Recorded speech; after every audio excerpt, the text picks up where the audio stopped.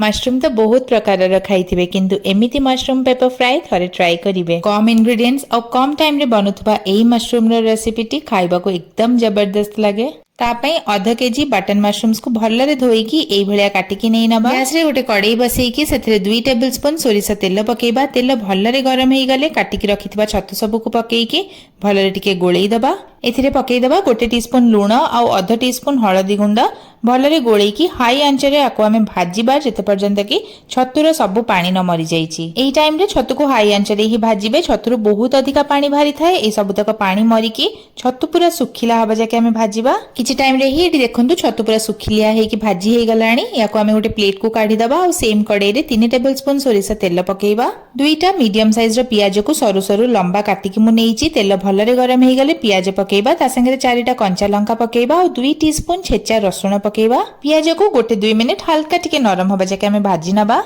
देखि पारथबे पियाज हमर भलरे भाजी हे गलाणी। तो गोटे बड़ साइज रो कैप्सिकम को ए भलिया सरू और लंबा मु काटिकी नेइची ताको पकेइबा। ता संगे गोटे बड़ टमाटो को भी एमते सरू सरू काटिकी नेइची ताको भी पकेइबा और स्वाद हिसाब रे लूण पकेइ दबा। ई सब किछि को आमे भाजीबा जेते पर्यंत कि टमाटोटा टिके नरम न हे जाईची। इछि टमाटो पूरा नरम हेकी भाजी हे गलाणी। जो छत्तु को आमे भाजी की रखितले से सब को इथरे पकेइबा। सब किछि को भलरे गोळेइ दबा और पूरा कम आंच रे पाखापाखी 10 रु 12 मिनिट याको आमे भाजीबा। प्रत्येक 3 रु 4 मिनिट रे थरे छत्तु को एमते आमे टिके चलेइ दउथिबा। छतु को एई भलिया हमको भाजीबार अछि जेते पर्यंत कि तार कलर चेंज हेकी सेटा पूरा नाली नाली न हे जाईची। इति प्राय 10 रु 12 मिनिट छतु भाजी नेला परे अपन देखि पारथबे छतुटा पूरा नाली नाली हेकी बढ़िया से भाजी हे गलाणी। एबे इथरे हमें 2 टीस्पून गोलमरीच रो गुंड पकेइबा। फ्रेश गोलमरीच गुंड पकेइबे आ याको एमति भलरे गोळेइ देकी पुणी थरे लो आंच रे 4 रु 5 मिनिट याको भाजीबा। एमति कम आंच रे भाजुथबा धीरे धीरे छतुर रंग चेंज हेकी पूरा बढ़िया से नाली नाली हेकी सेटा भाजी हे जिवो। मझ मझ रे याको टिके चलौथबे आ एमति नाली नाली हेकी भाजी हे गला परे छतुटा खाइबा को भी बढ़िया लागि थाए।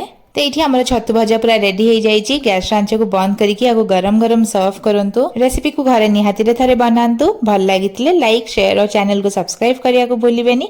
पुणी गोटे नुआ वीडियो संगे देखा हबा। रहिली नमस्कार बाय बाय।